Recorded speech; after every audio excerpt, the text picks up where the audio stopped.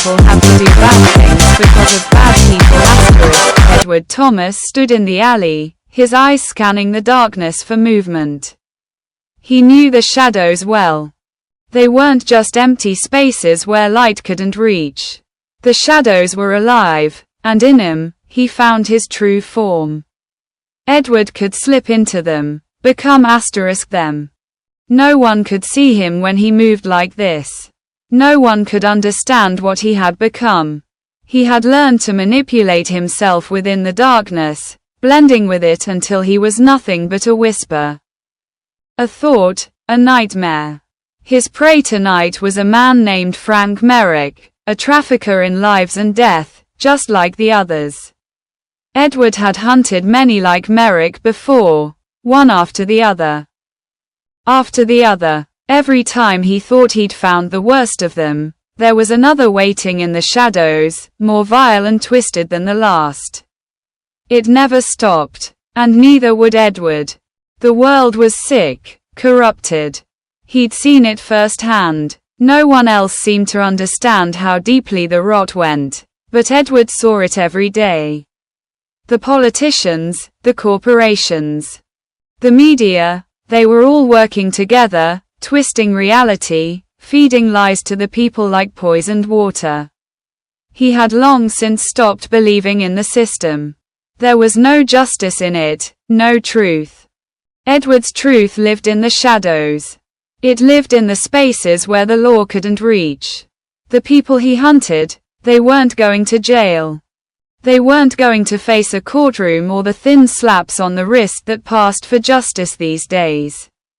They were going somewhere far worse. Somewhere nobody could ever find them.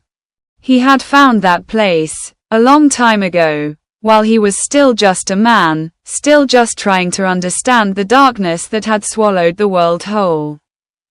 He thought he'd discovered hell, the worst version of it described in the Bible. But this place, this was worse than anything scripture could imagine. It was a void. A pit where the damned fell and fell, never hitting bottom, never finding rest. The dead he left there, the evil he delivered into that eternal abyss, never came back. Their screams were swallowed by the dark, never to be heard again.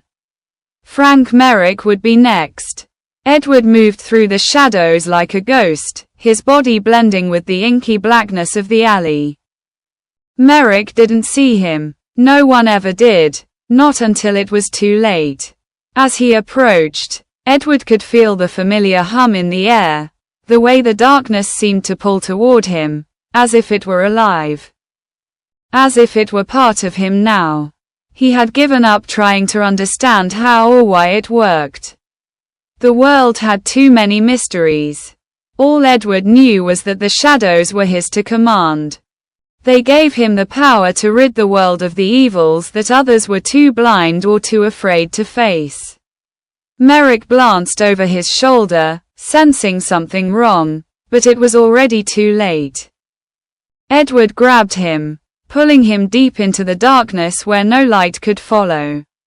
Merrick gasped, but his voice was swallowed by the void. Who are you?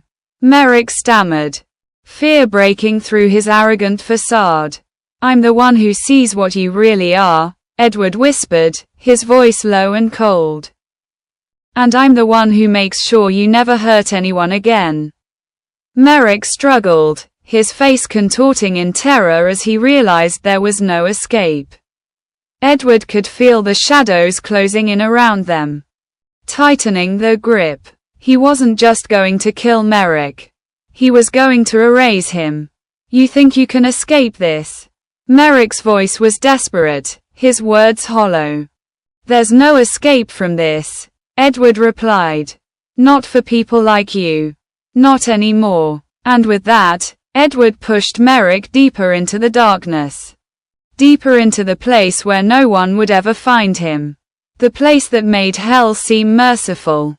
Merrick's body seemed to vanish, swallowed by the shadows, his last scream echoing briefly before it, too, was consumed. Edward stepped back, watching as the darkness settled, calm and still.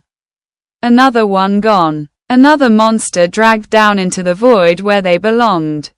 But Edward knew there would be more.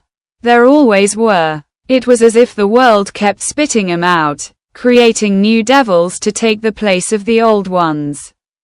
And the people, they didn't see it. They didn't care. If you tried to tell them the truth, they wouldn't believe you. They couldn't. People lived in comfortable lies, cushioned by the false promises of their leaders, their media, their systems. No one wanted to face the truth that evil was everywhere, that it was in control. Edward understood now. He had seen the darkness that ruled over everything. Whoever, or whatever, was really in charge of the world was hidden, pulling strings from the shadows, making sure everything stayed twisted. The politicians weren't the real power. Neither were the billionaires. They were just puppets. Edward couldn't prove it, but he didn't need to. He felt it in his bones, in the shadows that spoke to him. And he knew no one else would ever believe him. How could they? No one would understand the hell he had discovered. No one would want to. But Edward didn't need him to understand. He didn't need their belief. He had his mission. He had made a promise. A promise to his father, who had taught him what it meant to fight for what was right. A promise to his brother, who had fallen victim to the very kind of evil Edward now hunted. They were gone, both of them, up in heaven, watching him from above. And Edward had sworn, on everything he loved, that he would never stop. And then there were his children, his sons and his daughter. They were his heart, his reason for everything he did. He had promised them, too, that he would protect him from the horrors of this world.